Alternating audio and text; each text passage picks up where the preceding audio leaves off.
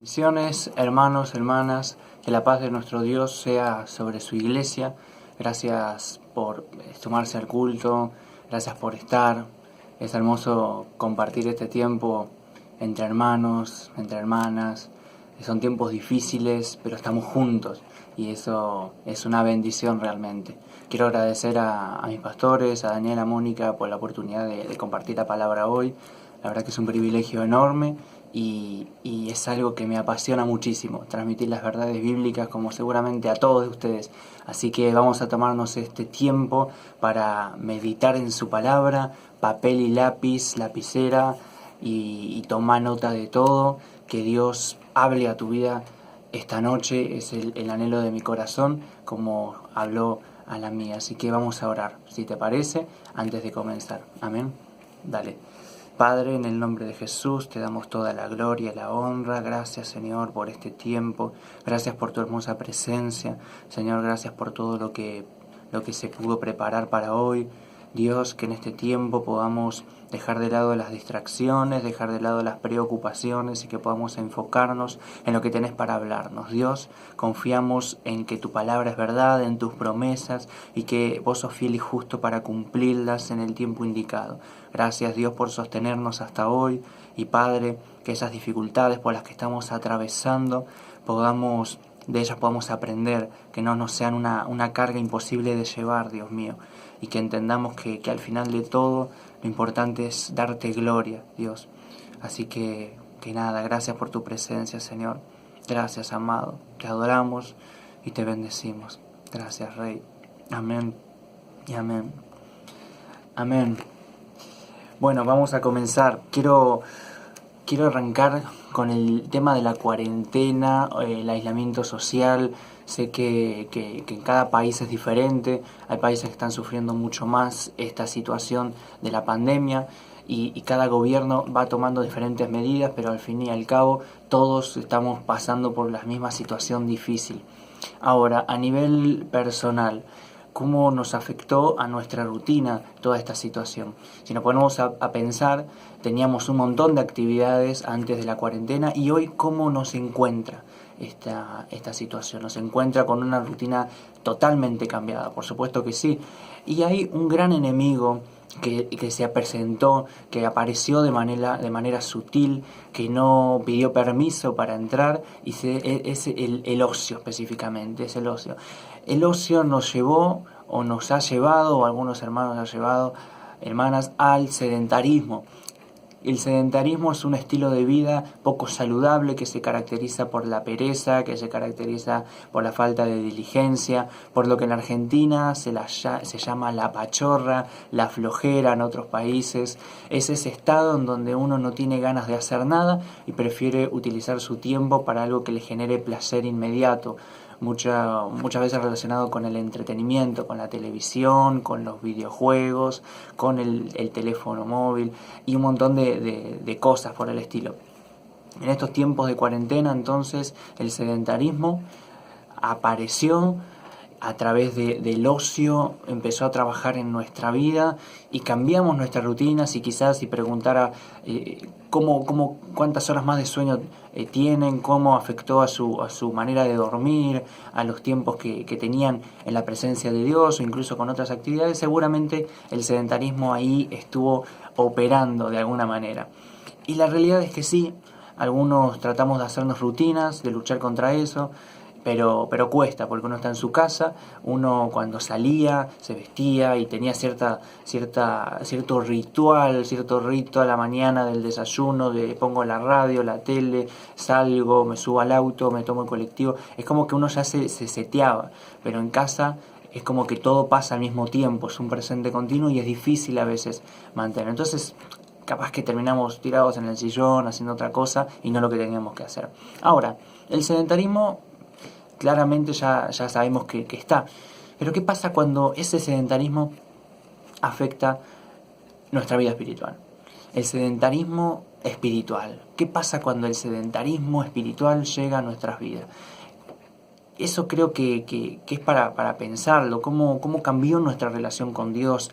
Es cierto que no hay cultos, no hay reuniones de jóvenes, no nos podemos juntar y eso complicó muchísimo quizás que mantengamos hábitos de salud espiritual, como orar, leer la palabra, meditar en ella y demás. El culto presencial nos daba un marco para hacer estas cosas que hoy ya no lo tenemos y a veces es difícil en casa como lograr eso, por cansancio o lo que sea. Esto también está bueno aclarar, lo que el sedentarismo llega por un cansancio o una falta de energía, mejor dicho, que no terminamos de recomponer nunca. ¿Qué dice la palabra de Dios respecto al ocio y respecto al sedentarismo? Si vamos a Primera de Tesalonicenses, capítulo 5, versículo 14, dice Pablo a la iglesia de Tesalónica: también os rogamos, hermanos, que amonestéis a los ociosos, que alentéis a los de poco ánimo, que sostengáis a los débiles, que seáis pacientes para con todos. Fíjense que hay una distinción entre pacientes, entre gente de poco ánimo y ociosos. A los ociosos hay que amonestarlos. Una cosa es estar cansado y vamos a darnos ánimo porque el cansancio por sí mismo hay que sacarlo, puede ser por situaciones, por un montón, y bueno, alentémonos a no estar cansados, a recuperar el ánimo. Pero en el caso de los ociosos hay una intención clara y es la de me quedo quieto, no hago nada. Y a los ociosos hay que amonestarlos, dice la palabra de Dios. Así que esta noche vamos a hacer ese ejercicio. En segunda de Pedro, capítulo 1, versículo 5, dice: vosotros también poniendo toda diligencia por esto mismo, añadid a vuestra fe virtud, a la virtud conocimiento, el conocimiento dominio propio, el dominio propio paciencia, a la paciencia piedad, y a la piedad afecto fraternal, al afecto fraternal amor. Porque si estas cosas, y presten atención al versículo 8, porque si estas cosas están en vosotros y abundan, no os dejarán estar ociosos ni sin fruto en cuanto al conocimiento de nuestro Señor Jesucristo. No nos alcanza la fe para no estar ociosos, sino que hay que añadirle virtud, conocimiento, amor fraternal, hay que añadirle dominio propio, perseverancia y un montón de otras cosas, llegando hasta la perfección de esa fe que es el amor al prójimo. ¿Para qué? Para no estar ociosos. Una tierra ociosa es la que no da frutos. Y esta imagen que Pedro nos da se refiere específicamente a eso. La palabra ocio llega a nuestras vidas para reflejar un estado que puede ser espiritual. Entonces el sedentarismo espiritual es un mal, no solo en tiempos de cuarentena, de encierro, de una rutina desordenada, sino en estos tiempos donde cada vez hay una oferta más amplia de posibilidades de entretenimiento. Hay un tiempo que es productivo, de trabajo, de estudio, que cuando vamos a la escuela, a la facultad o a nuestros empleos, pero hay otro tiempo donde no estamos haciendo nada de eso, y ahí, sobre ese tiempo, hay una oferta enorme de cosas para hacer, desde películas hasta salidas recreativas, reuniones en las iglesias. Cada uno sabe cómo invierte ese tiempo. Si nos volvemos nosotros sedentarios espirituales, estamos yendo directamente en contra del propósito de Dios. Cuando nosotros hacemos elecciones conscientes de si preferimos utilizar nuestro tiempo para una cosa o para otra, tenemos que ser conscientes también de que eso puede estar yendo en contra del propósito de Dios. El ocio es enemigo directo del propósito de Dios. ¿Por qué?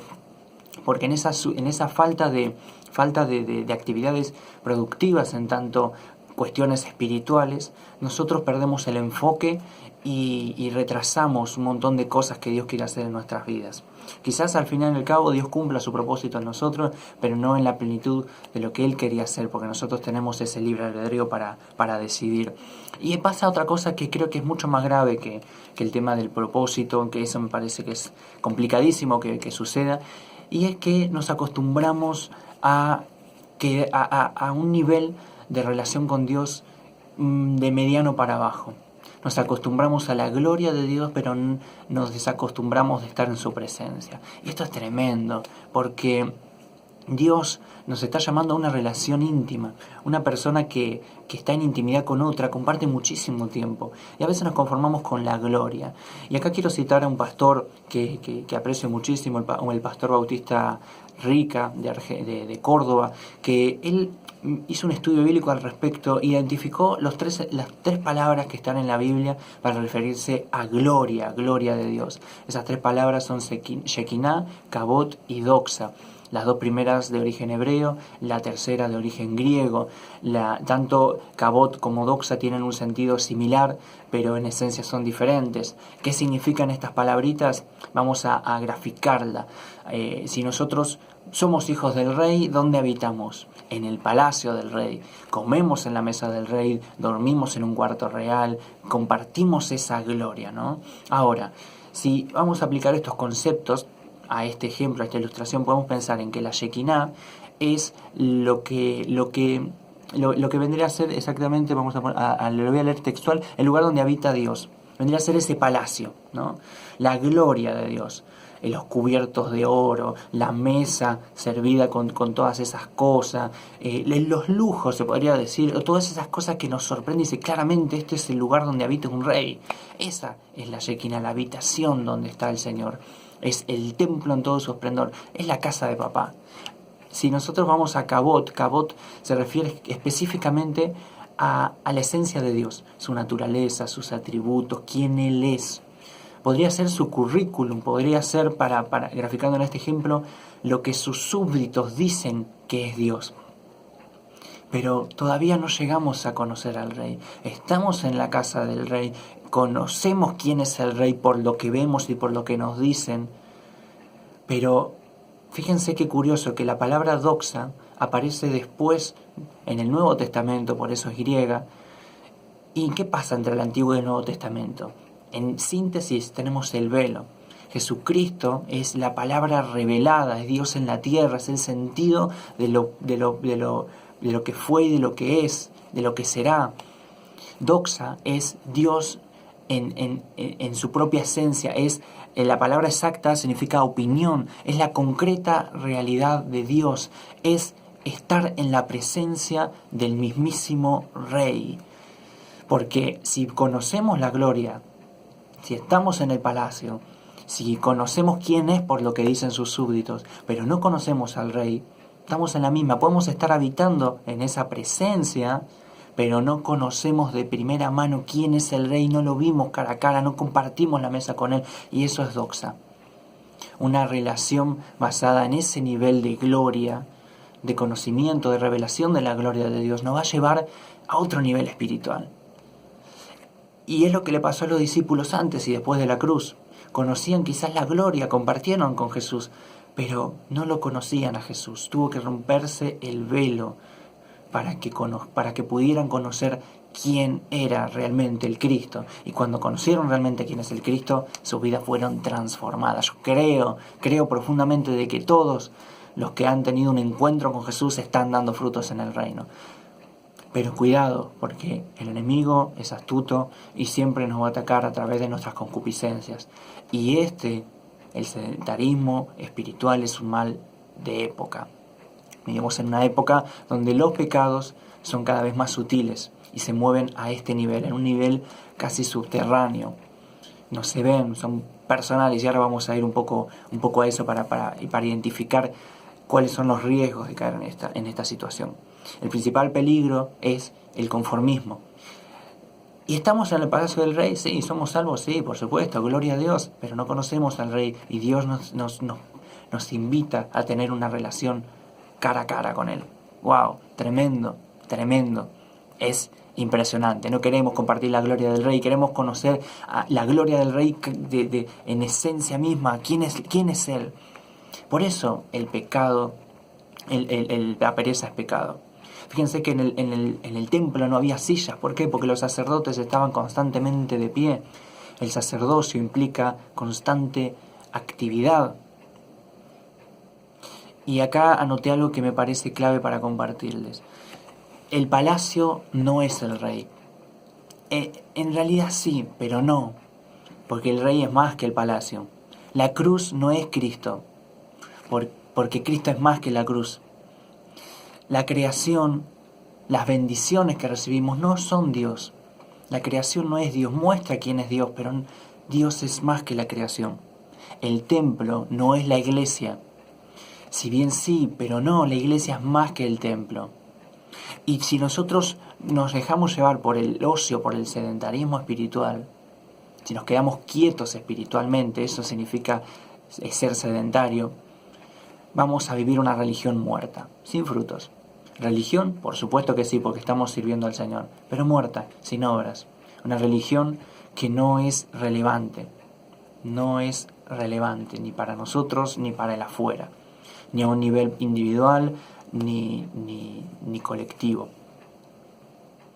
Quiero comentarles un testimonio. Yo hace poquito, en este tiempo de cuarentena, yo trabajo muchísimo con lo que es computadora, con el teléfono, y me pasó algo muy curioso. De un momento a otro mi teléfono dejó de funcionar. Imagínense que yo el equipo lo utilizaba para subir contenido a Instagram, contenido de bendición, ojo, o sea, que compartíamos versículos, preparaba los flyers para compartir de difusión de las reuniones, estaba bastante metido con el tema de la iglesia, pero también reconozco que con el teléfono pasaba muchas horas en YouTube, pasaba muchas horas en Netflix, me iba a dormir chateando y me levantaba, oraba y apenas terminaba de orar, agarraba el teléfono y me quedaba en la cama una horita más con el teléfono y una vez me instalé una aplicación para poder controlar el tiempo que pasaba ahí y fue tremendo lo que identifiqué. Hubo días donde pasé 14 horas frente a la pantalla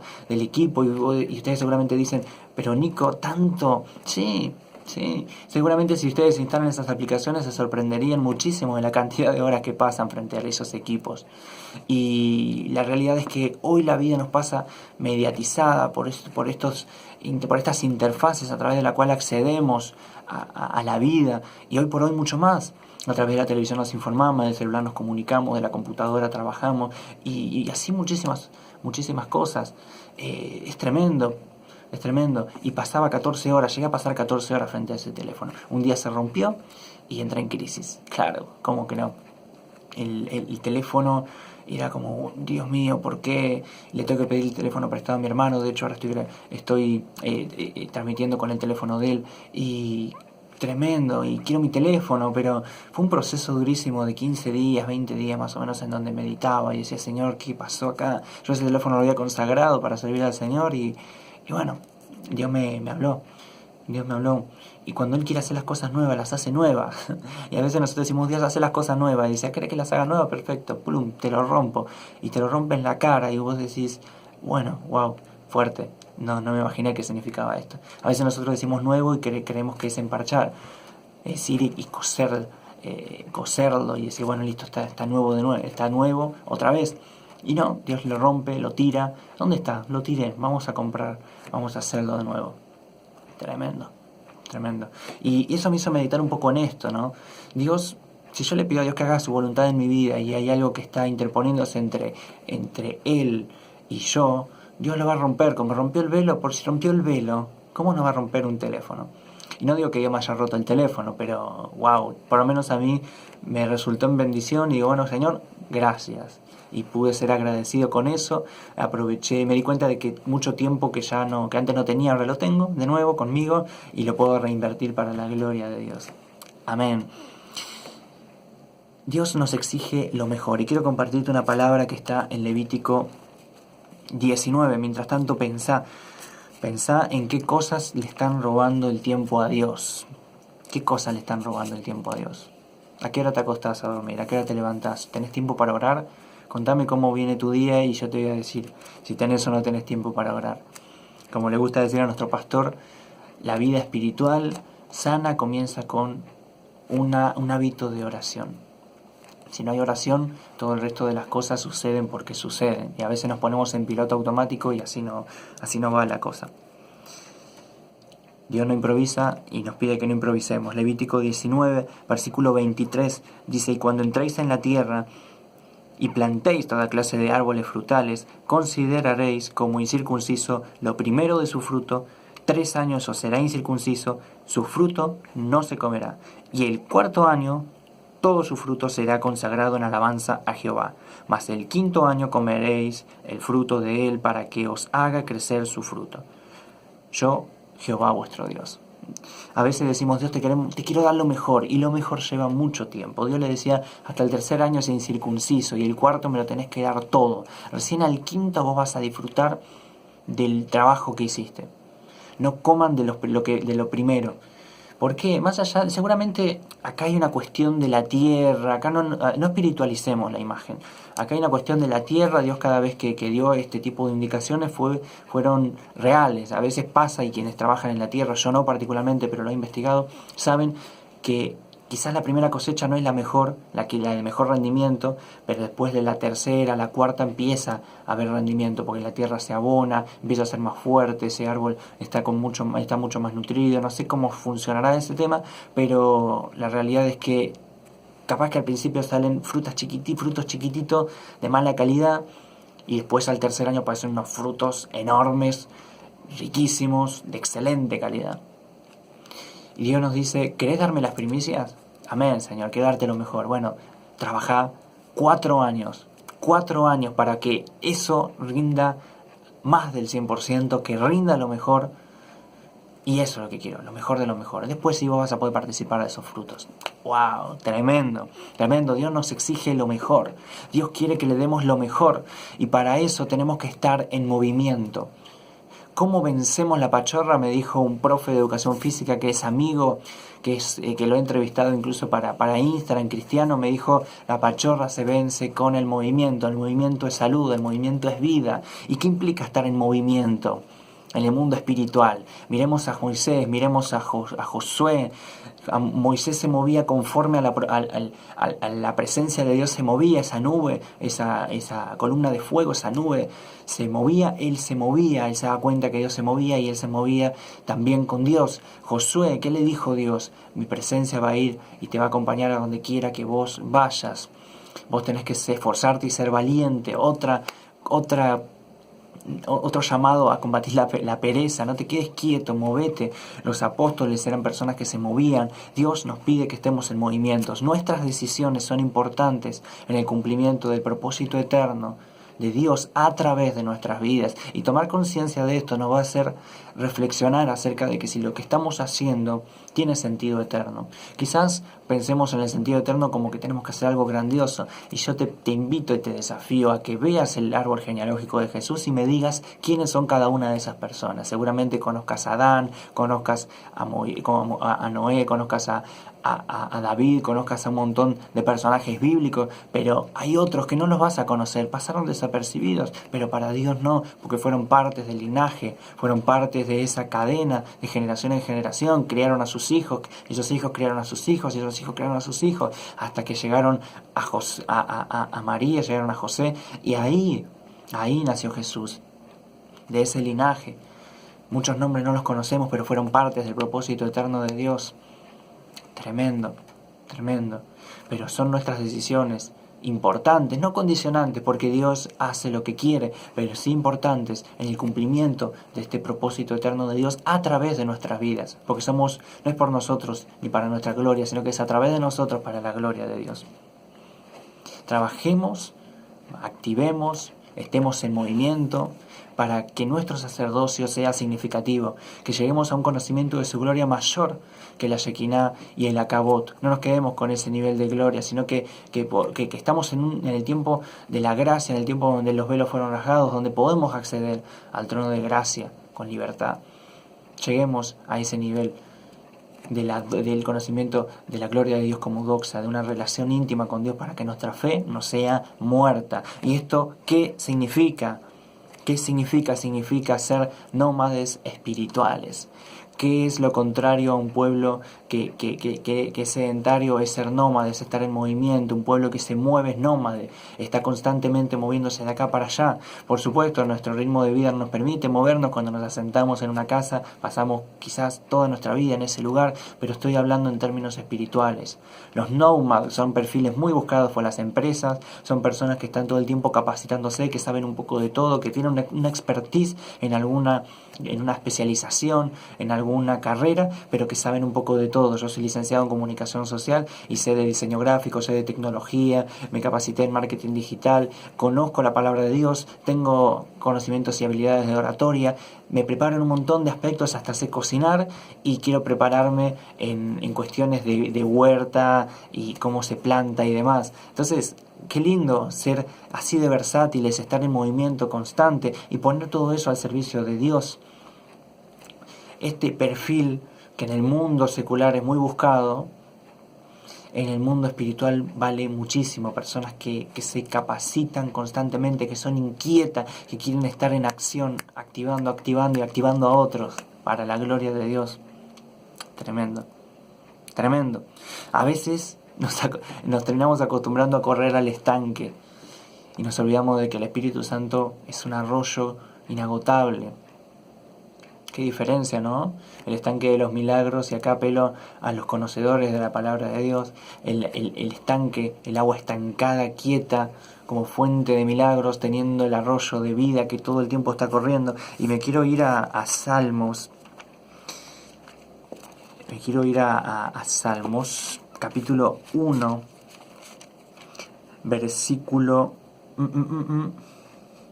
Versículo 2 dice: sino en la ley de Jehová está su delicia, y en su ley medita de día y de noche. Será el hombre, ¿no?, que medita en la palabra de Dios, será como árbol plantado junto a corrientes de agua, que su fruto que da frutos en su tiempo, y su hoja no cae, y todo lo que hace prosperará. Nuestro pastor predicaba el domingo acerca de la prosperidad desde una perspectiva bíblica. Todo lo que hace prosperará y dará frutos en su tiempo. Pero vámonos a Jeremías 17:5. Que ahí hay otra palabrita más respecto a esto.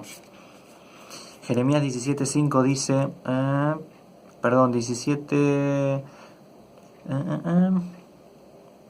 17:7, ahí está.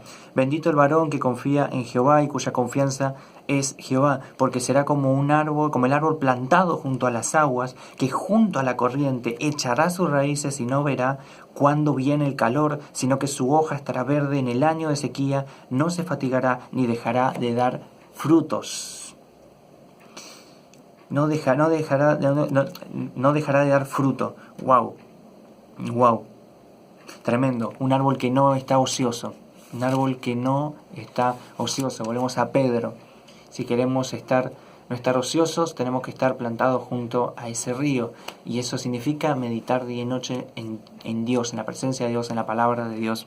Esa presencia, esa gloria revelada de Dios la tenemos a través de la palabra de Dios, de la oración, de esas disciplinas espirituales, que no las tenemos que vivir como un cúmulo de cosas correctas, sino como estrategias para acercarnos a Dios, canales, formas que Dios nos regaló para que nos acerquemos a Él. Personas como quiero citar a Apolos, Priscila, Aquilas, José de Arimatea, José el Carpintero, Martin Luther King, George Mueller, Billy Graham, eran nómades espirituales. Wilfredo de Jesús, el pastor T.D. Carlos Anacondia, eran nómades espirituales, son nómades espirituales. El sentido de todo esto tiene que ver con el impacto que generaron. Eran personas que estaban activas y que no solo generaron un impacto al interior de la estructura eclesial, sino que lo hicieron hacia afuera. Fue una implosión de adentro hacia afuera. Martin Luther King fue un referente en derechos humanos en Estados Unidos. George Mueller fue un gran siervo del Señor que trabajó con niños en situación de orfandad. Impresionante. Apolo como una persona que llevaba el Evangelio y aprovechaba sus habilidades retóricas para comunicar la palabra de Dios. Tenemos estas personas que también se movían, Aquila, Priscila, su esposa Priscila, que se han movido para llevar la palabra de Dios, no se quedaron quietos. Tremendo. ¿En qué nivel de relación estás con Dios?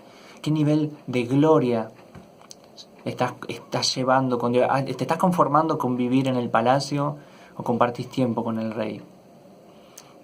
¿O compartís tiempo con los que hablan acerca del rey?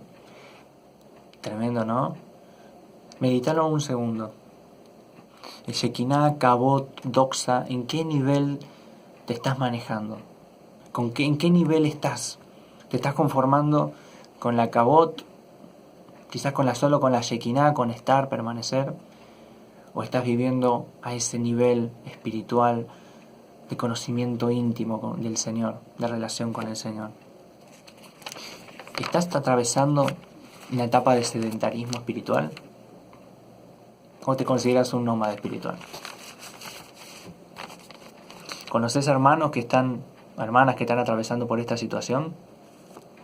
Meditad un segundo.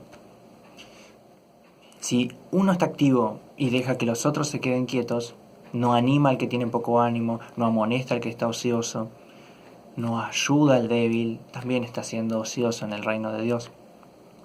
Porque el mayor es el que sirve. El mayor es el que sirve, no el que más hace ni el que mejor entiende las cosas. Es el que sirve, es el que está ahí dispuesto. Y no me refiero solamente a la iglesia en términos de asamblea de fe. Me refiero a la iglesia moviéndose a través de todos los ámbitos de la sociedad, afectando los poderes y la cultura. ¿Por qué? Porque hay desafíos que tenemos por delante. Quiero leerte algunos. Globalización. Vivimos en tiempos de hiperglobalización, de inter y transculturalidad. Estás en tu casa, pero estás siendo influenciado, al tanto de noticias y situaciones del mundo, influenciado por la cultura global.